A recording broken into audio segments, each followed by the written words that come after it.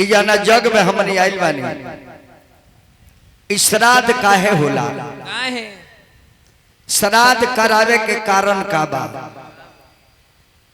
श्राद्ध करावे के वजह का बा? भगवान नारायण भगवान विष्णु रले।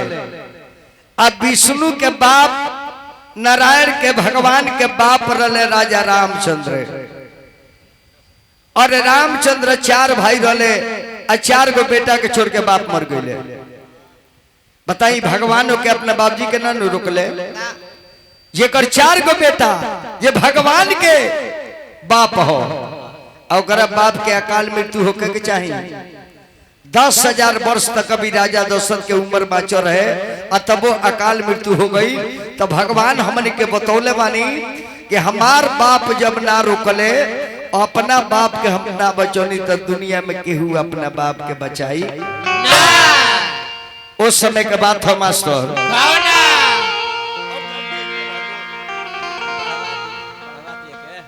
हेलो हेलो उठाए भैया। अरे गुरु साउंडवा काहे कम करे वाली महाराज तो उठाई। Hello hello hello hello hello उठाए। वो के मजबूरी बानी। मिक्सचर हमारे जाने स्ट्रेंजर के हन कंपनी स्ट्रेंजर है। हेलो उस समय के बात बा राजा दशरथ जी के चौथा पर में 4 गो बेटा। 4 गो बेटा राजा दशरथ के भइले न। आ 4 गो पतो जब घर में आ गई तो राजा बड़ी आनंद मारे कि 4 गो बेटा 4 गो पतो अब हमरा कौन चीज के कमी बा। तुलसी बाबा लिखले बनी बात के।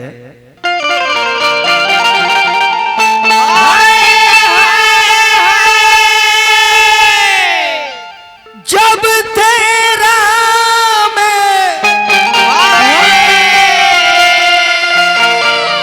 ब्याही घर आए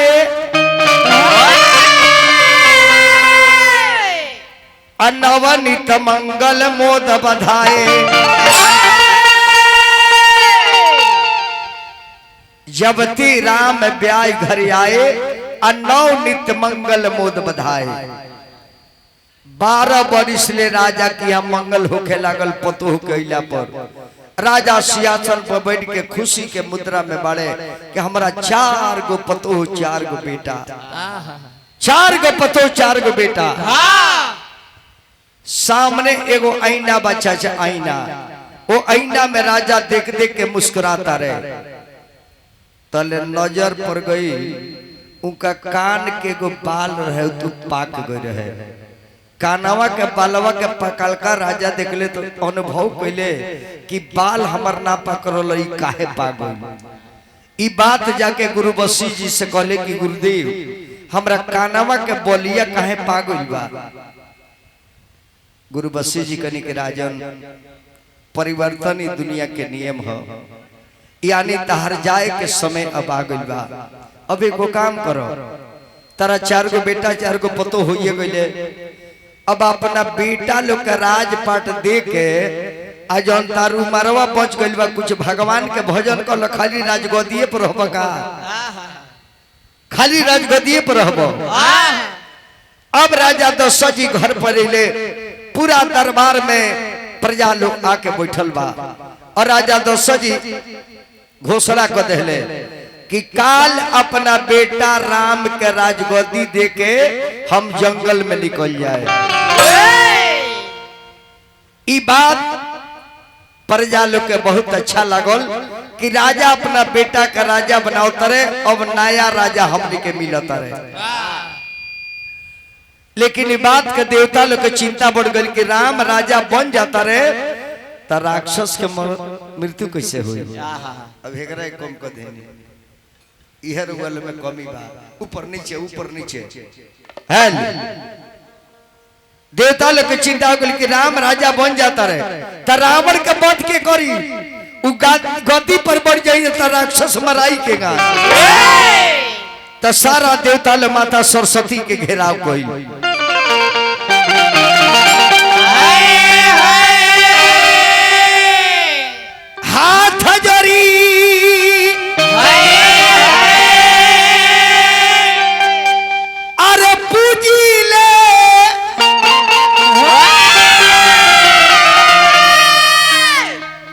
मरानावा ए माई हो अरे मनना कहानावा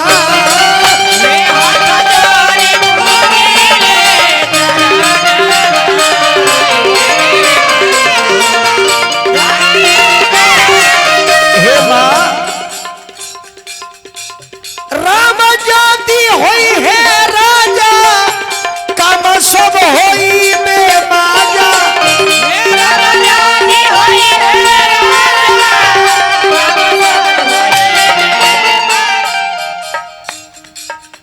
कैसे होई अरे पपियानी के अरे मराना वाए माई हो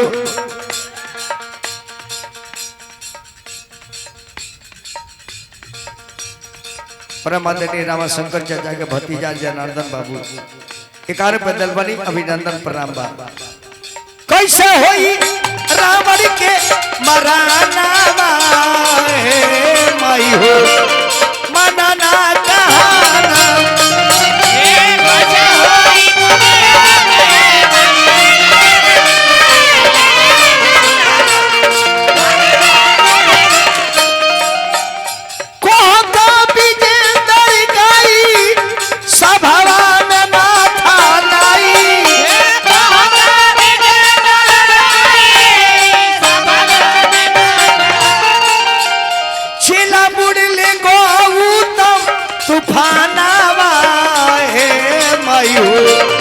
मनना कहाना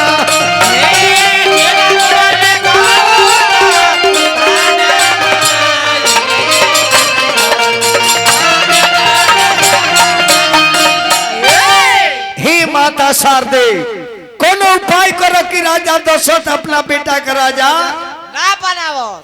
ना बनावो माई सरस्वती कली की उहे काम करो जाना से सबके भला हुई तब माता सरस्वती चल देता रही अयोध्या में चल देली आकर रानी लोग के मती नहीं मारत लौड़ी के मारत लौड़ी के मती कुबरी के मार देली अब मती ऐसे सरस्वती मरली के कुबरी के मती मार देता नहीं के कई के दुगो बेटा बाड़े भरत शत्रुधन उ मामा के यहाँ गइल बाड़े आराम लक्ष्मण अयोध्या में बाड़े आई लौड़ी जाके के कई से बात कही जे तहार बेटा नहीं खेलो अपना बेटा के राजा बनाओ तारे के कई विरोध करी राम राजा ना बनी है बक के कई के मती ना मार के लौड़ी के मार दिहलू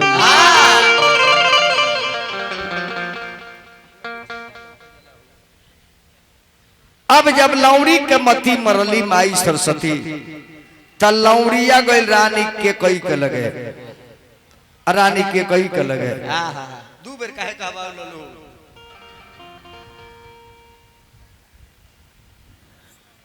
रानी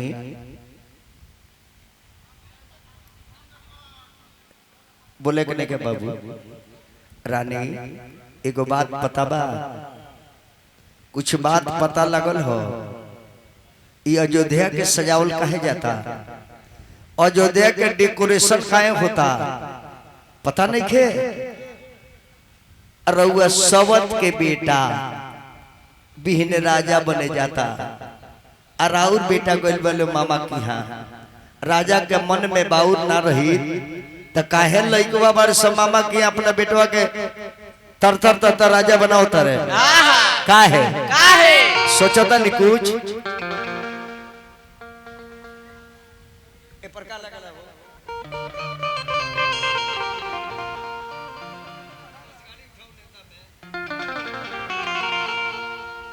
सुनी सुनी महारानी अबतिया साचे कहत बानी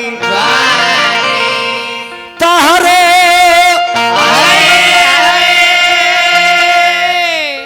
राजा जी भइले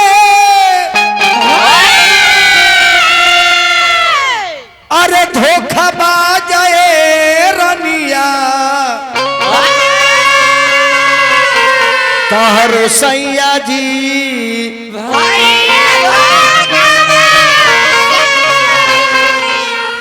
सोच लग के कही कि राम के माई मरले बाड़ी राजा जी के मोतिया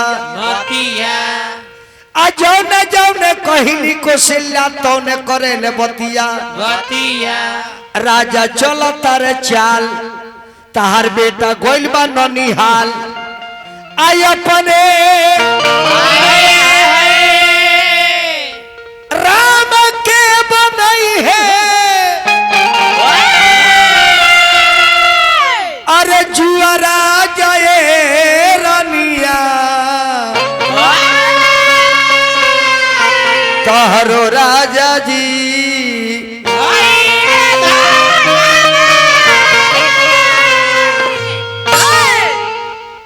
राम जाति राजा होइए कौशल्या रही है आए के कोई कौशल्या तो से अपन लुगा फिजवई है बतिया कहता नहीं साची आहो जैबू दूधावा के माछी अभरत पानी भरिए राम करी है अरे राजा रानिया तोहर सैया जी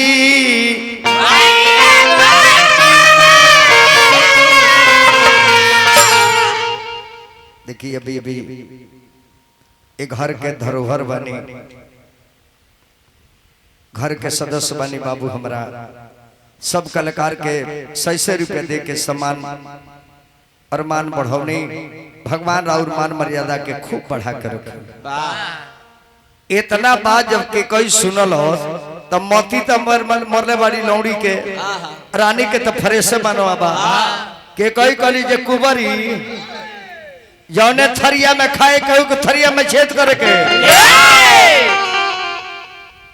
जौने थरिया में खाए के थरिया में छेद करके जैसे राम वैसे भरत तोरे से मतलब जौना घूरा बैठे के और वही घूरा में पानी डाले के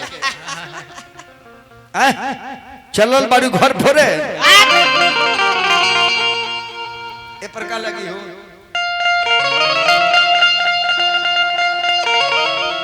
तरानी बोले फाटकार अरे बोले फाटकार अरे सुने लौड़ी बात हमारा नहीं बोले फाटकार अरे सुने लौड़ी बात हमार तले हब्दी बिया उखाड़ खबू मार के बरो हब्दी बिया उखाड़ खबू मार के बरो देखता नहीं बाबू साहेब जेकरे घरे खाती ओकरे घर में आग लगावतिया सही लोग कहेला ये दादा लोग साच कहेला बानी बानी अलगड़ी कुबरी और कानी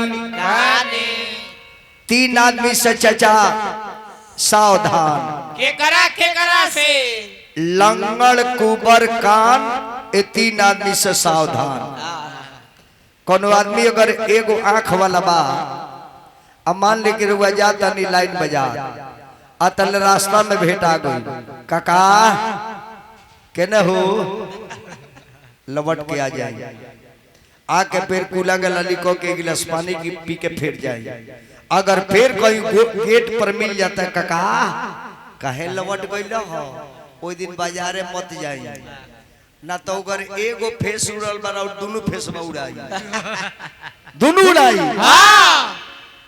आ कुबर आदमी कुबर याना कहेंगे कुबर निकल गए के वो आदमी से सावधान रहे के चाहिए 1 से 5 बरिस के जौन मेहरारू कुबर हो जाले वो असली डाइन हो जाले 1 से 5 बरिस के कुबर वाली मेहरारू यदि उम्र हो जाओ तो हाकल डाइन हो जाले के शरीर में छू दी तब बीछी से भी अधिक दंश मार दी जैसे हकर नानी योग बिया 1 से 11 बरिस के हो गई बिया ऐसा हम ना जाइए लोग साच कहला बानी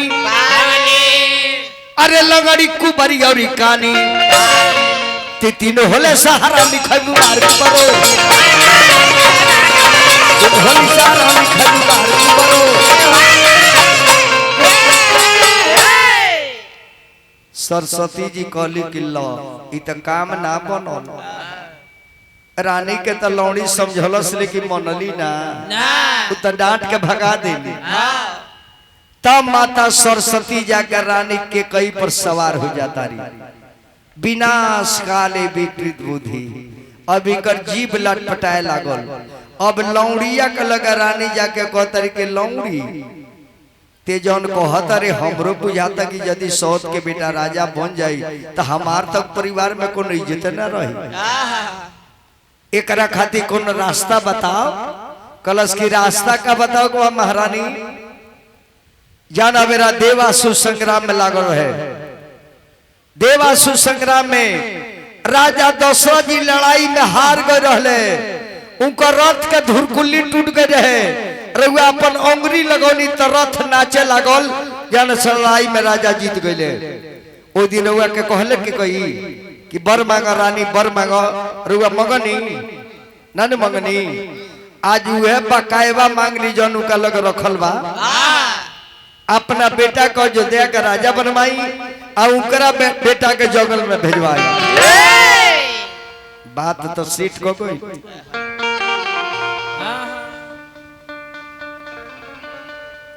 मंथरा के मथला से झूठे साच कथला से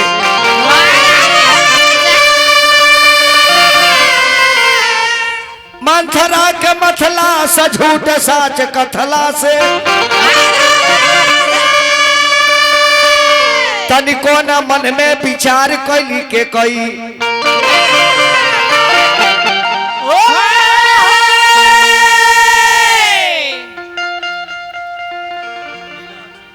अरे चूरी लाठी फोड़ी देली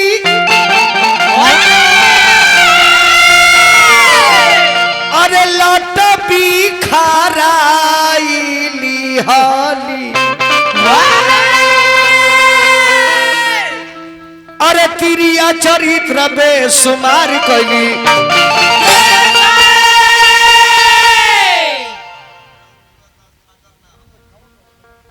हेलो। अब रानी अपन गहना गुड़िया उतार के डाइन के भेष बना के सोचली जे हम जाके कोहनाए राजा मनावे आई है तो यह दुगो बात मांगे कि हमरा बेटा का राजा बनावो आई अपना बेटा के बनवास भेजो बनवास भेजो। जय हो बाबू की जय हो।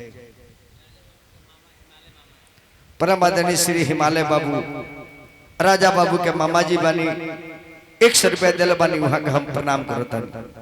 रानी के कई भेषभूषा बदल दिली कि लट भी खराबेली अंगनावा अरे गहनावा उतार देलिए अरे लट भी खराबेली अंगनावा गहनावा उतार देली हो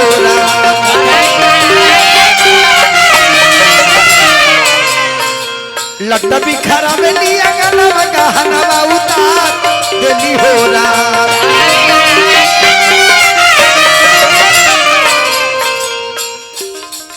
अरे जाई के समझली को भवनवा गहनावा उतार देलिए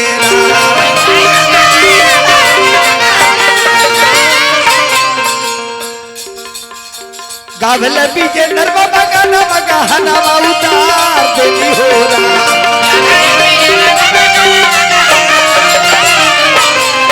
अरे चला मन मन तूफानवा गहनावा उतार देली हो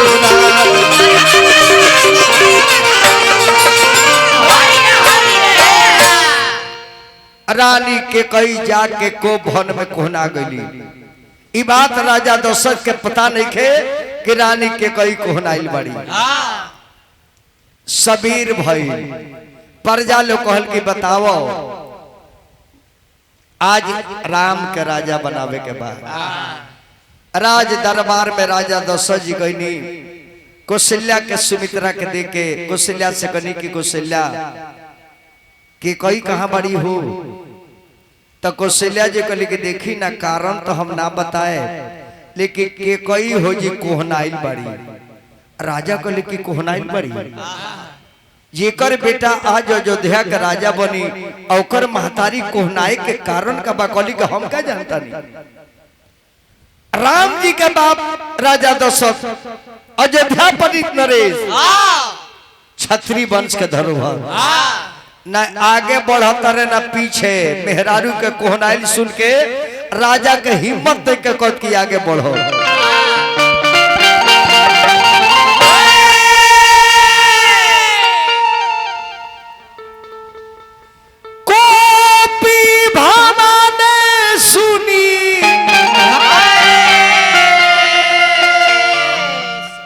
सकुचेरा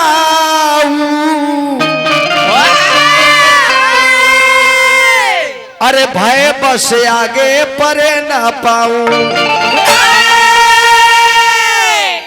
को भन के बात सुने तो भय के मारे आगे नहीं कौन बढ़ केहूँगा डेराते डेराते के कई के लगे चल गईले के कई के लगे चल गईले।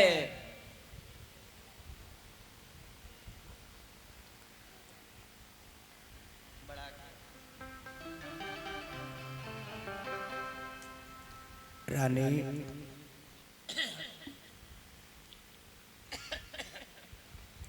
रानी ए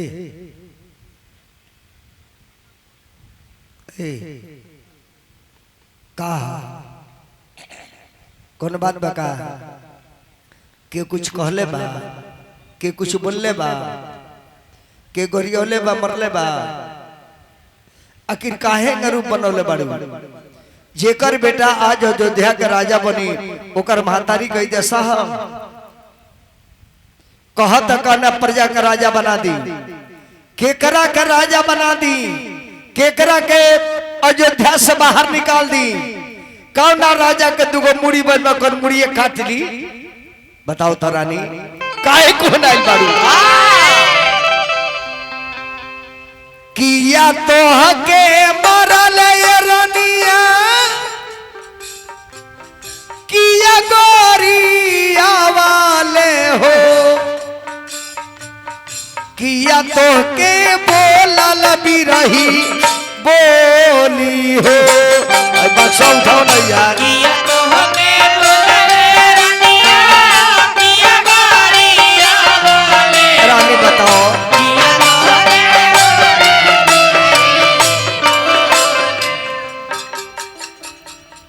कवना कारणवा रनिया धूमिल कैलू मानवा हो दाना तू हमारा से बताई हो।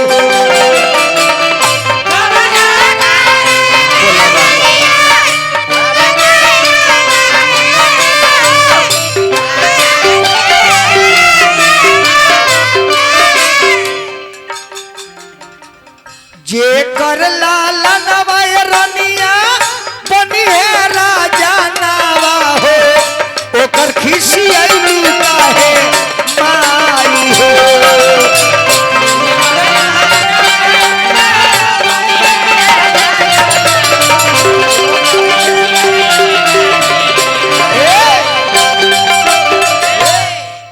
के कई कलश की महाराज कार हुआ समांगी कार हुआ समांगी हो अरे हुआ देवे के कोई ले तो दिले है ना तो मांगी का देखो ना बाबू का सीटिया तेन के समारा यार अरे हुआ तो देवे के कोई ले तो दिले ना कल के रानी कहां से बोले लगलू हम ओ खानदान के राजा हैं रानी जाना खानदान के राजा हरिश्चंद्र ये सत्य के चलते डोम के घरे चल गए और राजा के कहते कि झूठ बोले ले रघुकुल रीत सदा चली जाई अप्राण जाए पर वचन न जाए प्राण चल जाए लेकिन वचन न जाए। हमरा के झूठ काहे कहलू हो कली जे यदि रुआ साच बोली ले तर पहले रुआ एगो काम करी ए अयोध्या में रुआ सबसे प्रिय के बा सबसे प्रिय के हो कहले कि राम तो राम के क्रिया खाई तब बताए। राजा दशरथ कहले कि जा रानी राम के सौगंध खाता नहीं जौन मंगू तबन दे जवन मंगू तबन दे दे। तब के कही जब क्रिया खियोलस तब कलस की राजा अब एने ओने मत हुई हो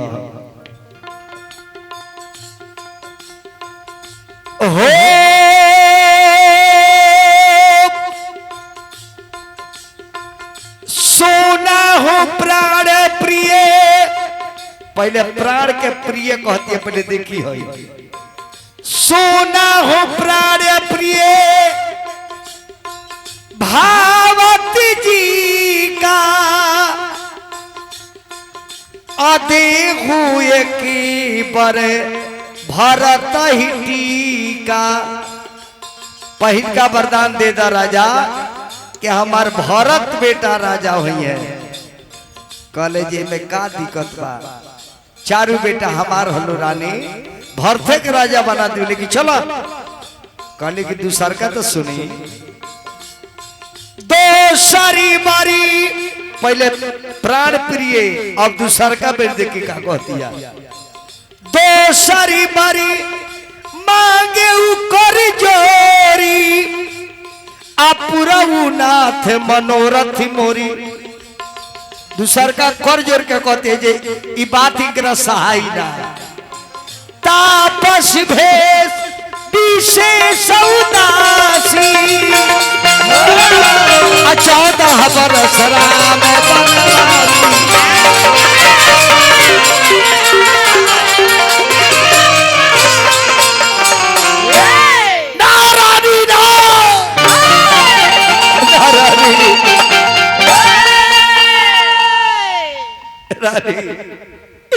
भरत के राजा बना दे रानी लेकिन राम के बन जाए के बात वापस करो राम जय है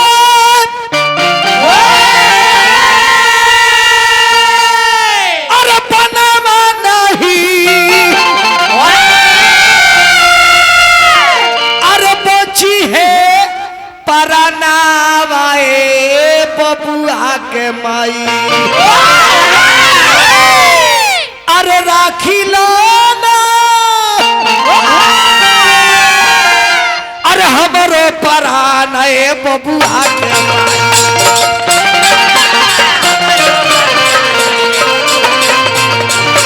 राखी लो ना हमारे परान बबुआ के माई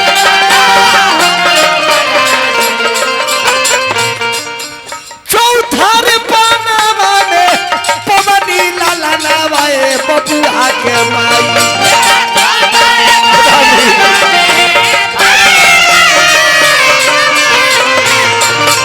कोई सके तेजा बरा मैं बबुआ के माई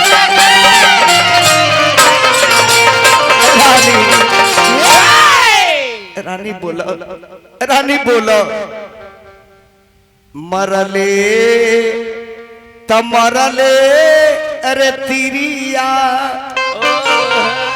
धोखावा तेरे मोरी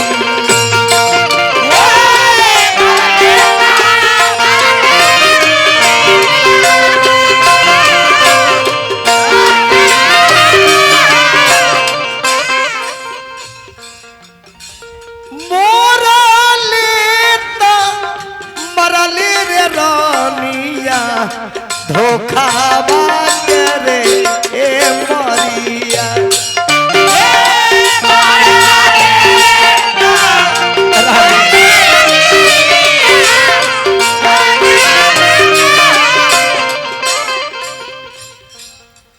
मरले अरे कर जवा में रनिया अरे कपट के कटरिया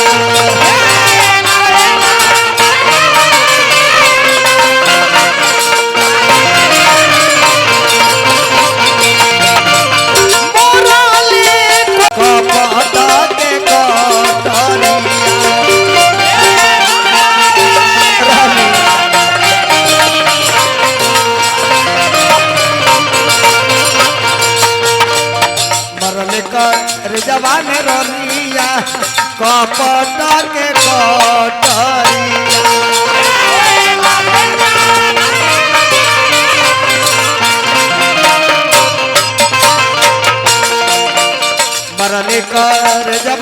तिरिया कपट के कटरिया।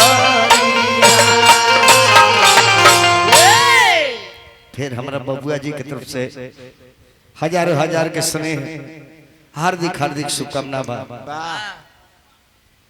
यह कुल बात सुने के चाहे बाबूजी।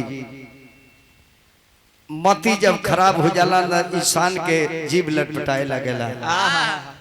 कथा रुआ के ही जी खड़ी पाई लगावता नहीं आई 14 वर्ष के रानी के कई वनवास मंगले बाड़ी। आराम 14 वर्ष खातिर वन में चल गए और भरत शत्रुघ्न मामा की हमारे। और जब वन में राम लक्ष्मण सीता चल गई और सुमन जी रथ लेके जब अयोध्या में अले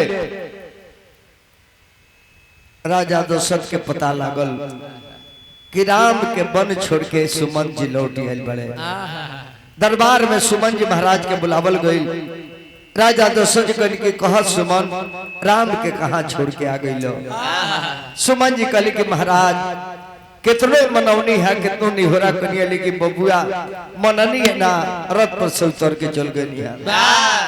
अरे सुमंत बेटा राम के कहा छोड़ दिला। कहले जी महाराज कहते अरे बचनवाए राजा हो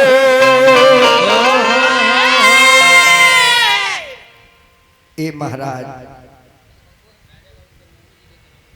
राजा बाबू के माता जी हमरा के 200 रुपया दिल बनी। भगवान से निवेदन करो सदा सुहागन बन के रही नैहर ससुरा सब बना रहे और बबुआ लोग आशीर्वाद से खूब आगे बढ़ी सबे। कहते बचनवाए राजा जी अनिकाले ला पारा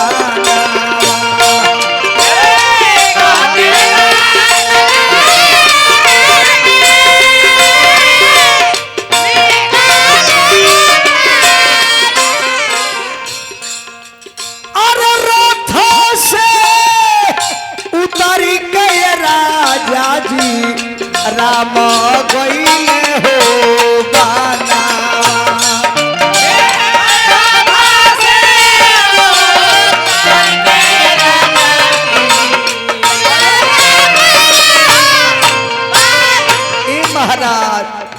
रथ से उतरी गए राजा जी राम गईले हो बाना।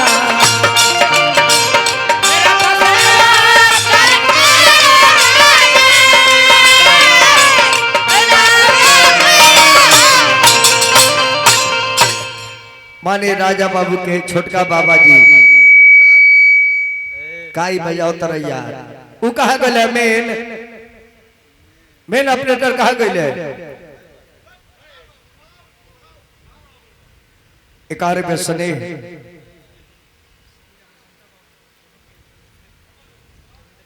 श्री देवेंद्र कुमार सिंह जी हमार माननीय श्री रामाशंकर बाबू के दूसरा नंबर पुत्र के तरफ से 100 रुपया स्नेह मिलल। रामाशंकर बाबू के बार बार प्रणाम करो और वहां के बेटा पतो के हम प्रणाम करता। देखो ऑपरेटर बाबू ई बात जब राजा दशरथ सुन के राम वन में चल गए राजा दशरथ के धरती पर गिर गए। कौशल्या दौड़ के आके कहली कि महाराज ई का अतरानी अब दुनिया में ना रहो। कहली कि अरे महाराज ऐसा कहे बोलता नहीं नारी के जिए के दुए गो उपाय बा। कवन कवन नारी के दुनिया में रहे के दुए गो आधार बा। कवन कवन अगर बेटा नहीं के तो अपना पति के देख के नारी जिंदा रह जाई। अगर पति नहीं खान तो बेटा के देख के जिंदा रह जाई। हमार तो बेटा पतो जंगल में चल गए हम के जियो।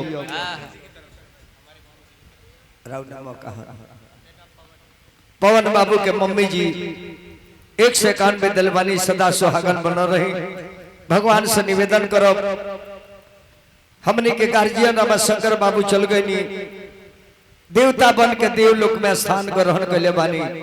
अब ये परिवार में यह होके के चाहिए हे महादेव कि सोहर मंगल गीत बियाह शादी होके के चाहिए ना, सब फुलवारी लगा के बगीचा लगा के सब बना के और सब कुछ दे के चल गनी। अभी है गुरुआ दी ये परिवार में सालों भर मंगल होके सोहर होके। कुशला कली की महाराज कली की रानी कुछ भी कहले कि जिंदा ना रहो, राम के बगैर हमारे प्राण बची ना। हमरा बुझाता कि श्रवण कुमार के माई बाप के श्राप हमरा पर पूरा हो जाए। कली रानी को सिला जे कौन श्रवण कुमार उके रहे अतरानी तरह पता नहीं खे जाना बेरा हम जवान रहनी जवान शब्द बेदी बांध चलावे के हम विद्या जानत रहनी। शब्द मार दी शब्द के कान में सुन के बांध छोड़ दी तब बांध जाके शब्द के लग जाओ। एक बार हम शिकार खेले जोनी जंगल में ए रानी वही में श्रवण कुमार के हम हत्या कर दीनी। उनकर माई बाप शराब दिले जाना के चलते आज बुझाता के मर जाए कहे कि बेटे के आग में श्रवण के माई बाप मुगले अब बेटे के आग में हम मर जाए। कली रानी को सिला जे कौन श्रवण हुवन कली की रानी सुन तरह से बताओ तानी आज हमारे बुझाता कि प्राण वही वजह से निकल जाए।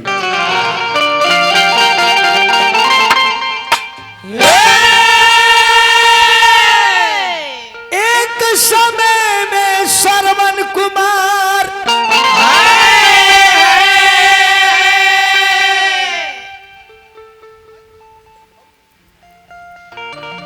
बरे करे एक समय में श्रवण कुमार माता पिता के बही पर ले आइले वही समय में राजा दशरथ जी अरे शिकार खेलन के गईले। रानी सुनो हम कहानी कहतानी हमरा मरे के कारण का आज बा काहे के राम पर में चल गए बड़े हम बाचब ना एक ही को कारण बा कि काहे ना बाचो।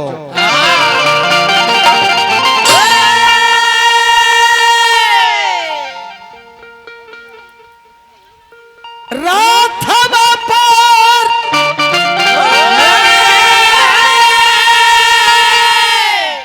जवान रहनी रानी जाना मेरा बात तरह से कहता नहीं जाना मेरा तरह से शादी ना भई रहे ताना मेरा कही हमरा पर श्राप बा।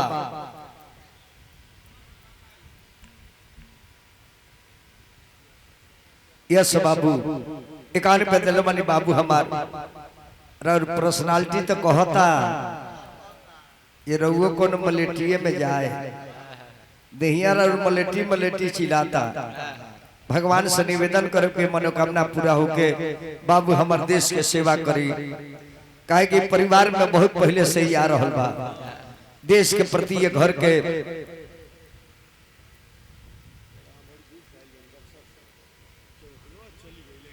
अच्छा ठीक है। चलिए हमार बाबू जिला बक्सर से चल के बनी विश्वामित्र जी के धरती से बाबू रुआ का हम पहले स्वागत करब कि राम के गुरु जी के धरती से आयल बनी। हमारा गोपालगंज मेल में तो ऐसे भी रुआ भगवान के समान बनी काहे कि अतिथि देव भव रुआ के भगवान समझ के हम प्रणाम करता। बाबू जनक सिंह जी 11 पे देनी अभिनंदन बा।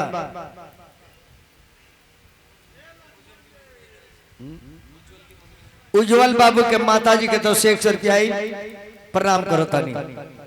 और बक्सर से बाबू आयल बनी फरमाइश के बनी एगो गाना हमार वायरल भई रहे चौहानवा चली गई गिरियो चल जाई है अरे वह के 10 मिनट के बाद उड़ान करे वही में उगा दे तनी 10 मिनट खाली बैठी। राजा दशरथ कली के रानी हमरा मरे के कारण कही बा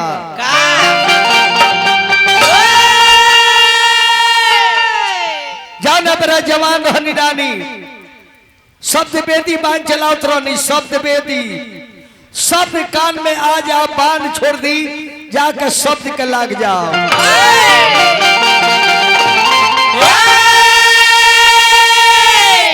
राधवा पर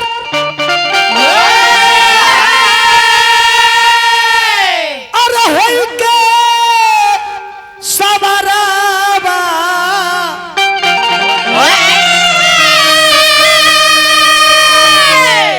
त खेलने शिकारावा गइले रा।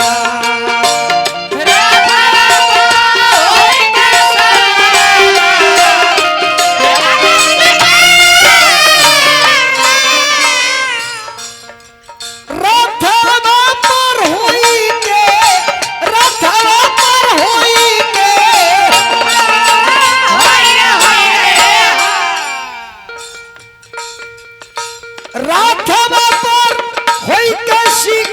सबरवा खेलने शिकारावा गइले रा।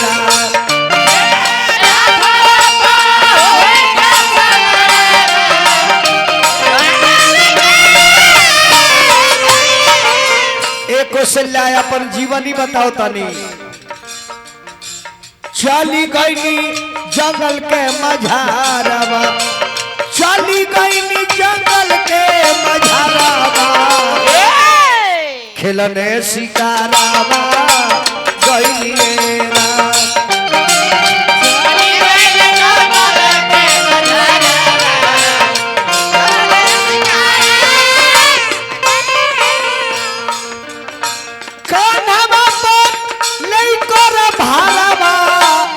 सरवन कुमारावा ओइले रा।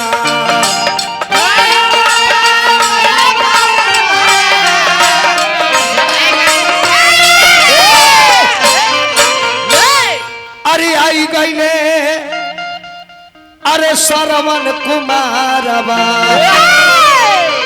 अरे आई गईले सरवन कुमारावा तबन के मजारावा सुनैरा।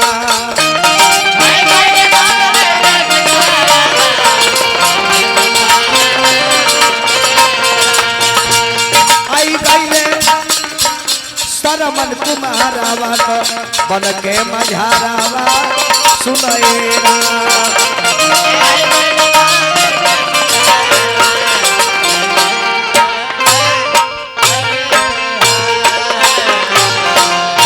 फिर बाबा विश्वामित्र जी के धरती से हमार बाबू जिला बक्सर के रहे वाला 100 रुपया दल वाले बाबू के बहुत बहुत धन्यवाद, अभिनंदन, स्वागत।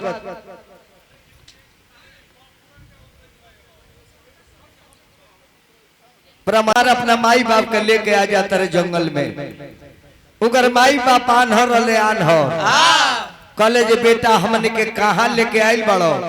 सरवन कुमार कहले कि बाबूजी अयोध्या में लेके आइल बानी, ये अयोध्या के जंगल हो।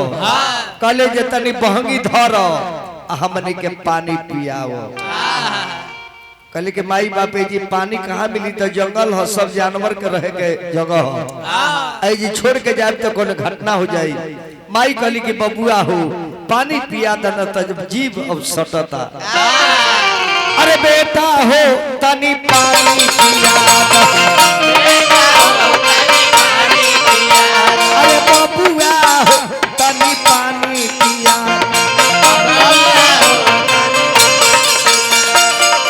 बड़ा जोरा से लगली पियासिया,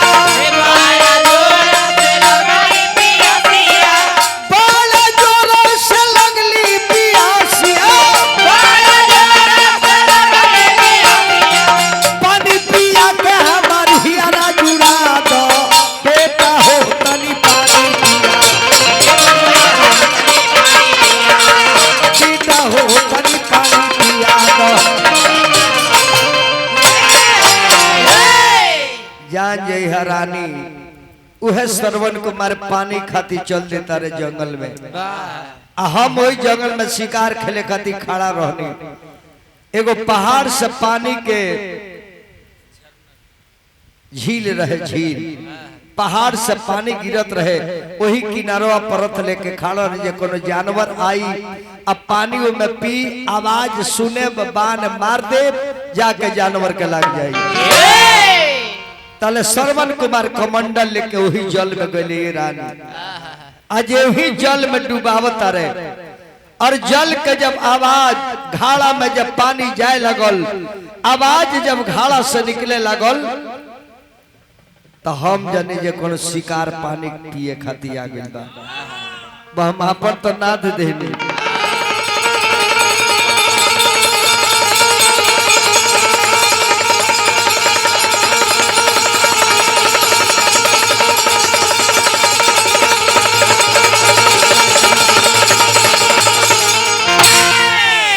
रानी के बांध हम मार देनी और बांध जाकर बच्चा के लागोई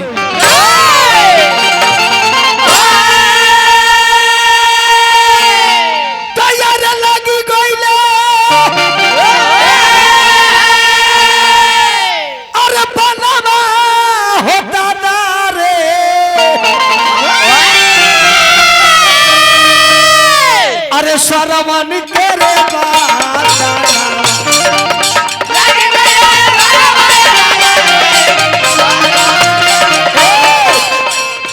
कुशल्या गली महाराज एक बात अतये रानी बांध हमार देने को नौजवान के राम राम जब सरवन किन्हा तब माँ दशरथ मानव को चिन्हा राम राम शब्द सुननी रानी तो दौड़ल गनी दादा ये राम राम शब्द कहाँ से आवता देखनी कि लड़का तड़पता बाल लागल बा कहनी जे बाबू गलती से मार दिल बनी जानवर जान के हमरा के तू माफ कर दो हम जान के नहीं मरले सरवन कहले कि तू के हौ हम कहनी कि अयोध्या के राजा दशरथ हई कहले कि अरे चंडाल राजा कावाना करनवाए राजा मारी दिहला बानावा अरे मारी दिहला बानावा हो रोता रे सारावन कुमार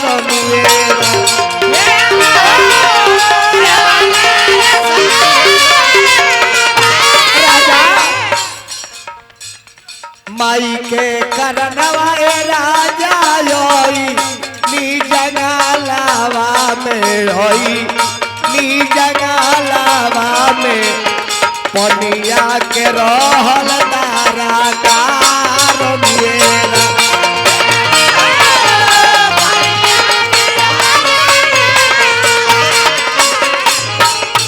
पानी के करनवाए राजा माई बाप तर सतबारे माई बाप तर सतबारे दह गेला सरवन कुमार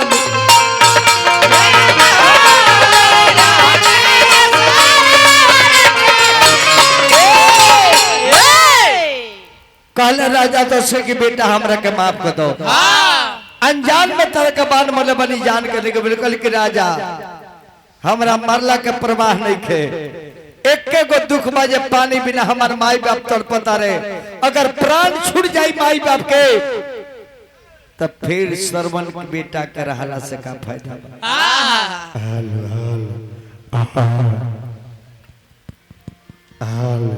और बेसे कर कम करी बाबू हेल हेल श्रवण कुमार कल के हे महाराज अगर हम मर जाता नहीं एक ही को हमार निवेदन बाकी पानी ले जाके हमरा माई बाप के पिया दे ताकि कया जुड़ा जाई अगर पानी बिना माई बाप मर जाए तो श्रवण कुमार के दिल में चोट रहले राजा जी मेरे मरने के बाद इतना कष्ट उठा लेना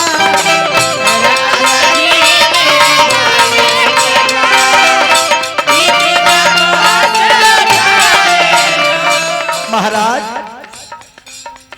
माता पिता मेरे अंधा अंधी उनको पानी पिला देना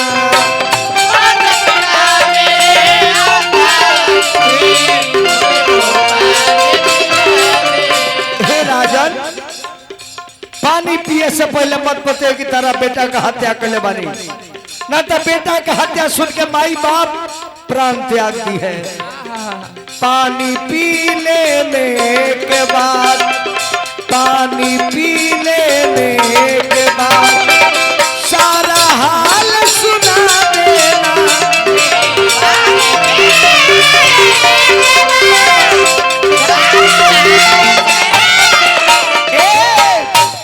श्रवण कुमार कल के राजा बचबला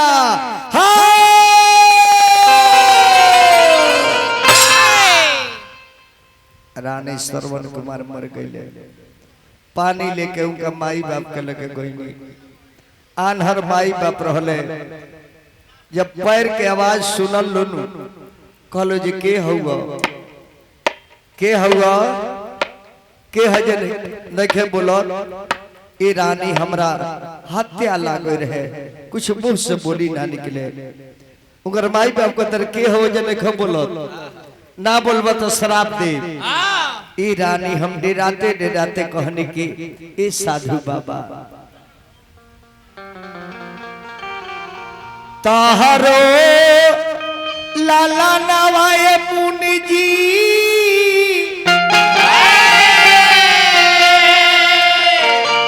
अरे आइले जंगलावा में हमारी देहानी हम होता जान है।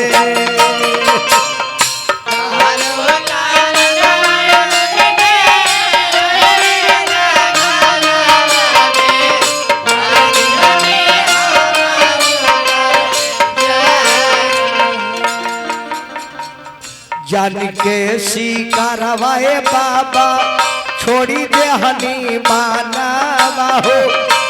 जान के शिकारवाए बाबा छोड़ी दे नी मानवा हो। मर गईले एगो नौजवान है।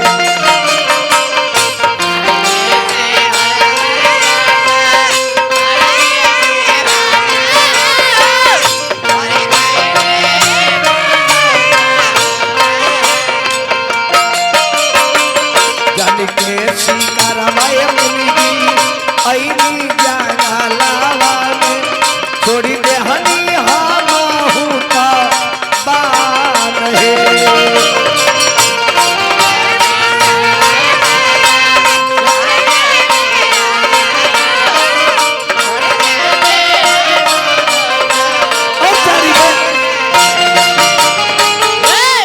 अब जा जय रानी कौशल्या उकर आनहर माई बाप कहले कि जा ये चंडाल राजा हमरा बेटा का हत्या करके तू लगे आइल बड़ो। बस पहले माई मर जाता रही बेटा बेटा कह के काहे कि बेटा का मरल माई से बर्दाश्त होखबे ना करी। अब माई जब मर गई तब बाबूजियो मर गए जे हमारा औरतियो छोड़ के चल गई। लेकिन हमरा के श्राप दिहलो ये रानी कि जा ये दशरथ हमरा बेटा के तू मार देलो। एक दिन बेटा के आग में तू तड़प तड़प के मर जाइबो। रानी हमरा बुझाता जे आज सरापो हमरा पूरा हो जाई काहे कि हमरा आंख से लौकत बाना।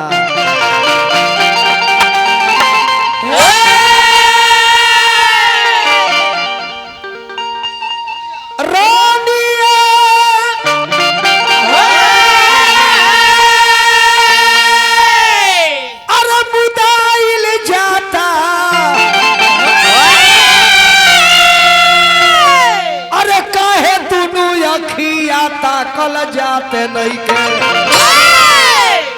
अरे नजरी पर अरे नचता सुरतिया ताकल जाता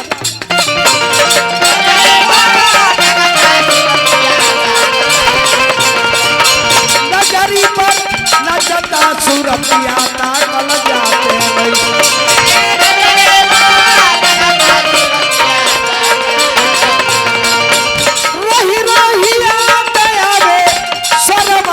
बतिया ताकल जाते नहीं।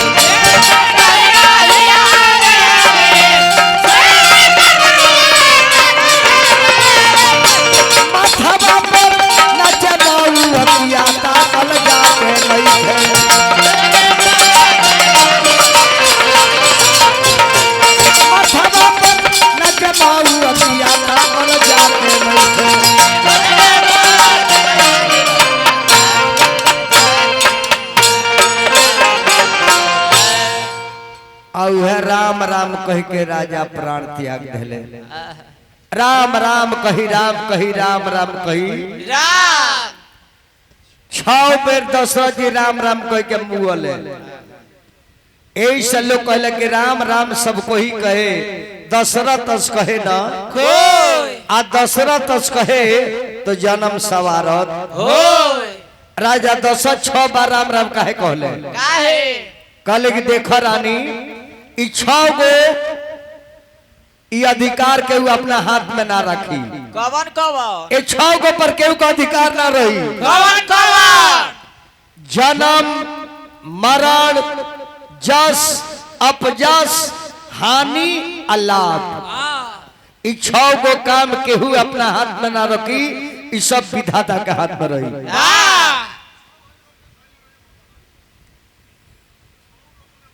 छौ रोकले बड़े यहाँ के छौ रोक दल बनुआ तब तो 200 जी सरुआ पावरफुल बने। हल हल देखो बाबा तारा बुझाता मने हल हल हल हल। अब राजा 200 जी के मृत्यु हो गई। गुरु बसी जी के दरबार में बुलावल गई। आ गुरु जी राजा 200 जी के लाश तेल भरल नाव में रखवा देनी। फिर हमार बक्सर नरेश अमर बाबू राजा बाबू के मित्र बानी और राजा के मित्र तो रोजे न हुई रही बक्सर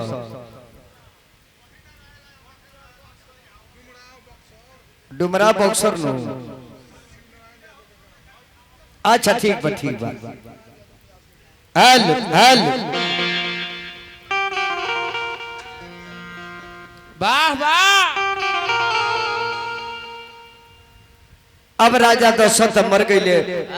गुरु बसी जी आके दरबार में राजा दशरथ के लाश के नाव में भर के तेल के रखवा के और दूत के भेजल के भरत शत्रुघ्न के बुला ले आओ। काहे कि जरा 4 गो बेटा लाश घरे पड़ल बा केहू बेटे नहीं के। 2 गो बेटा वन में और 2 गो बेटा महल में। अब भरत जी आवत रहे अपना मामा के यहाँ से।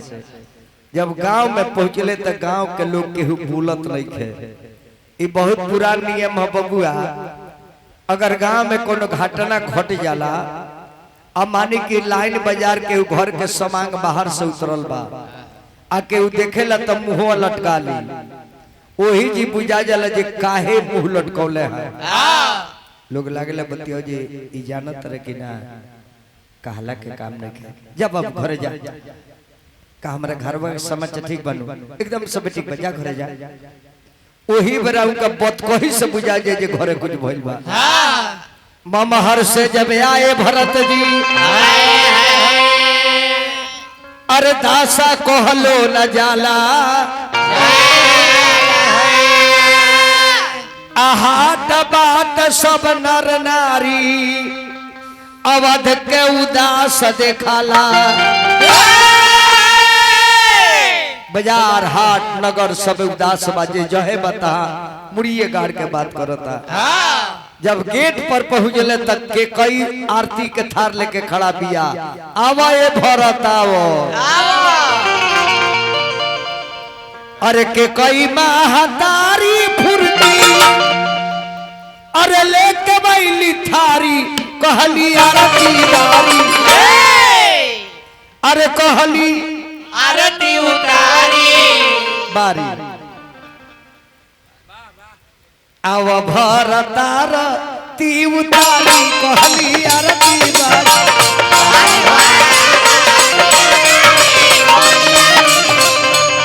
आव भरतार ती उतारी कहली आरती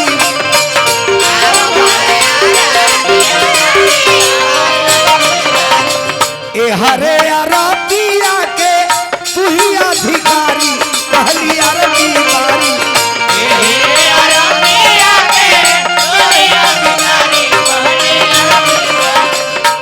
खुशबारी के कई महतारी कहली आरती बारी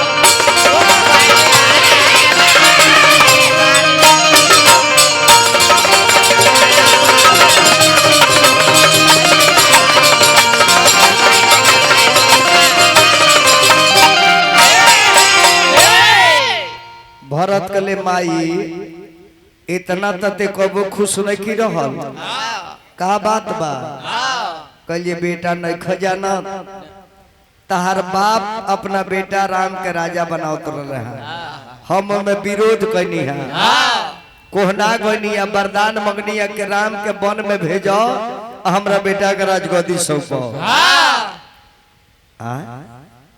राम वन में गए कल के हाँ लक्ष्मण गए सीतो गईली भाई वन में गए अरे भरत इतने ना हई राजगद्दी संभारो तहार बेटा तहार बाप दुनिया छोड़ के चल गए बड़ी बेस माइक में बड़ा बेस दिल बड़े माइक में हेल हेल ई बात जब भरत सुने ये बाबू कहले जे जोरे माई चंडाली जाना मेरा बाबूजी से वरदान मंगले हा तोरा मुंह में पिलुआ ना पड़ गइल हो तोर जीभ सर के ना गिर गइल हो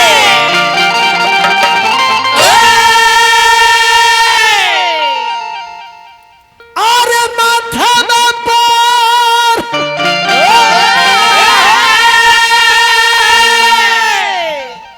अरे हाथा में धई के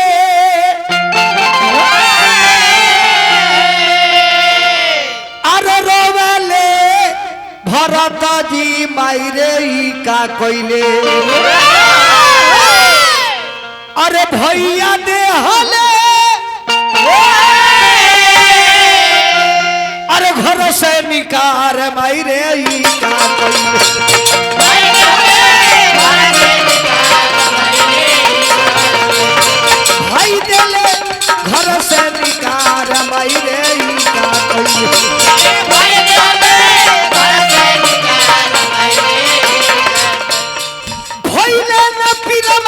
हमें परला ही गिरावा मायरे का कोइले भैया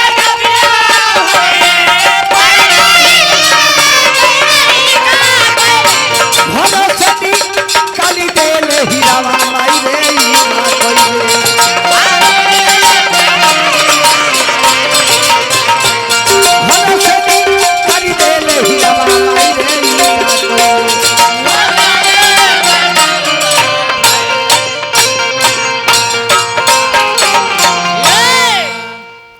भरत कले के जो माई आज के बाद तोरा के माई ना कहो उहे कसम खले जे के कई के माई कहल बन कर देले भाई होके त भरत ऐसन भाई होके त भरत ऐसन मित्र होके त कृष्ण सुदामा ऐसन और पुत्र होके त श्रवण कुमार ऐसन बताई राम एगो कैसन भाई रले कि भरत के राजगद्दी देवे खातिर अयोध्या के लाते मार दिले कि भैया भरत रही है आ भरत जी अइले तो गद्दी के लाते मार दिले इन्हें से गेंदा ई मारत रे गेंदा ऊ मारत रे ए बेरा के एगो भाई बने जा अगर जान ले के हमर भाई बहरा रहता तो सारा मामला अपना नावे लिखा ली है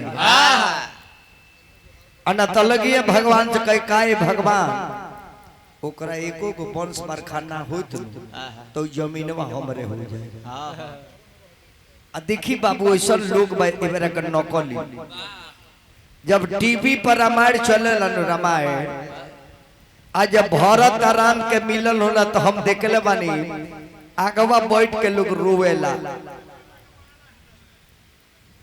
राम भरत के मिलन देखे ला लो टीविया पर फिल्म देखे ला लो तो धन हुआ ये भरत धन हुआ ये राम